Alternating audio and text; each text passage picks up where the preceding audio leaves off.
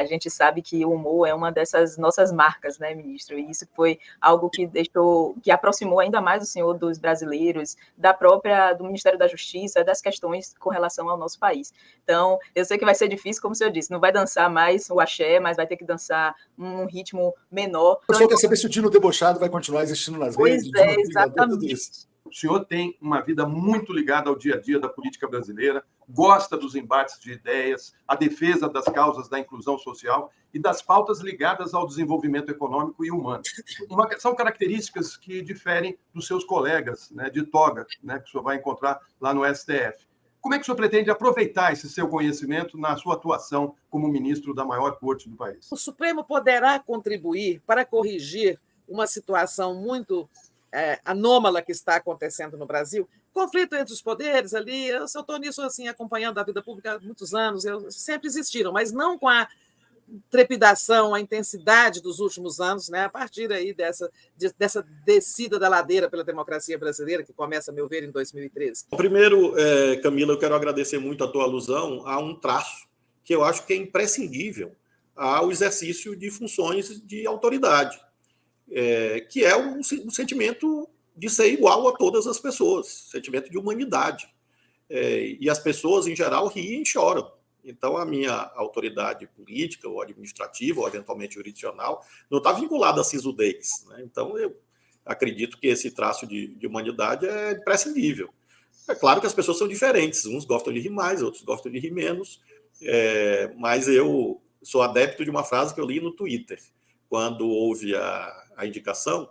Um internauta, cujo nome eu não vou lembrar, escreveu assim: Flávio Dino no STF é a vitória do constitucionalismo sorridente. E eu fiquei com essa frase na cabeça, né? Quase como um lema, né? E eu acho que é isso mesmo. Se o direito não servir para ampliar a felicidade, a alegria no mundo tão difícil, tão hostil, tão árido, para que o direito vai servir? É que nem aqueles que fazem discursos religiosos de um Deus ultrapunitivo. Esse não é o Deus bíblico. Então, eu jamais vou mudar esse ponto, essa atitude pessoal, né, diante das coisas. Evidentemente, então, podemos ver, ainda bem que existe a TV Justiça, né, para a gente ver. Vai ser uma diversão.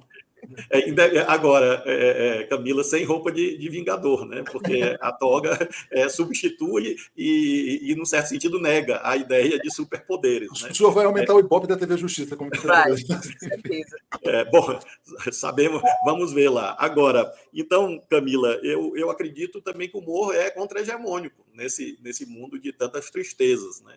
Então, acho que quando eu digo não dançar axé, como cidadão, vou continuar tentando dançar. Eu não digo que eu dance, mas eu digo na posição institucional, no papel institucional, isso serve para responder um pouco tanto a Florestan quanto a Tereza. Essa é a beleza da vida, é a beleza do colegiado. Né? O Florestan pergunta como conviver? Conviver com os diferentes, é o que eu fiz a vida toda.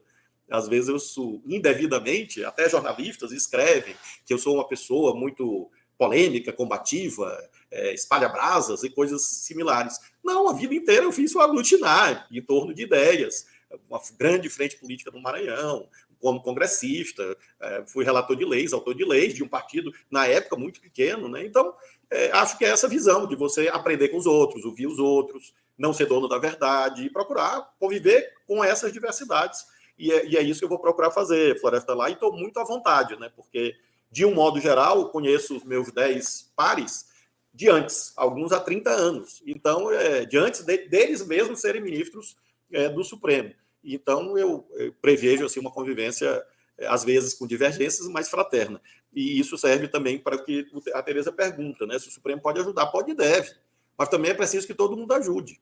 Porque se você eleva muito a temperatura, o que acontece com a água? Se você põe água e põe no fogo e eleva a temperatura de modo indefinido, ela evapora. Então, é isso que nós queremos? Transformar as instituições em vapor no Brasil, em fumaça? Acho que não. Então, é preciso ter calma, baixar a temperatura geral. O Supremo tem um papel? Claro que tem, mas jamais prevaricando, deixando de decidir o que tem que decidir. Porque se ele deixar de decidir o que tem que decidir, ele não serve mais para nada. Então, não peçam, pelo menos a mim, acho que ao tribunal, de um modo geral, que deixe de decidir o que está lá para ser decidido. Tem que ser decidido. Agora, um diálogo fraterno, respeitoso, cortesia entre os poderes, deferência entre os poderes, acho que isso é algo que está faltando a pessoas que vivem de águas turvas. E é preciso, nesse momento, entender que a sociedade precisa de muita coisa, o tempo inteiro. Precisa que a Constituição seja cumprida, as leis cheguem até as casas das pessoas. E no ambiente de tumulto, perdem todas as instituições, todas elas. Então, é preciso, nesse momento, cada um... A Tereza usou uma expressão muito fácil de ser entendida. Cada qual cumpre o seu papel, inclusive o de controlar o seu colega. É isso aí. Colega interno e externo. Porque o sistema da tripartição funcional, desde o governo moderado de Aristóteles até as construções de Locke e Montesquieu, sempre foi uma ideia de ingerências recíprocas entre os poderes. Então, ninguém pode se jogar no chão, cortar os pulsos por isso. Porque há ingerências externas. Porque isso é milenar. Não é secular, é milenar. A não ser que não se acredite na democracia liberal. E eu acredito. Então, os que dizem e acreditam têm que ser coerentes com isso e entender a lógica dos quadrados. Cada um cumpre o seu papel, inclusive de controlar o outro poder.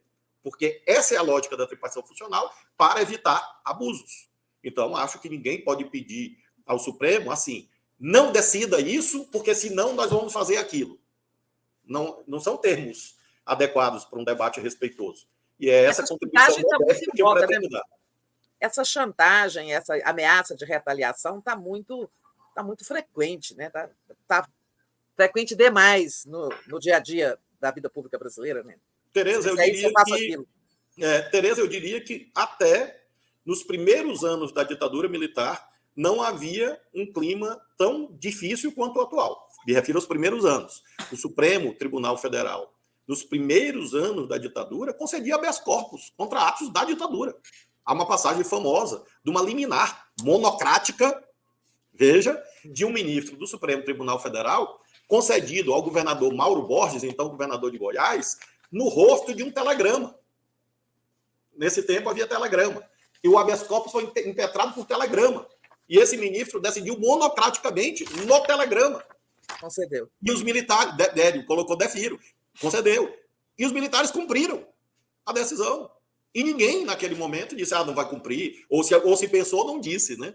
Então, acho que é preciso lembrar que, mesmo nos momentos mais trágicos da vida brasileira, houve uma relação posta em outros termos, e essa, digamos, Tereza, que é a vantagem comparativa que eu pretendo ajudar pelo fato de ter sido do Executivo, do Legislativo, sou do Legislativo nesse momento, estou nesse momento no Senado, fisicamente, inclusive, e daqui a pouco está lá, procurar ajudar, porque isso realmente não é bom para o país.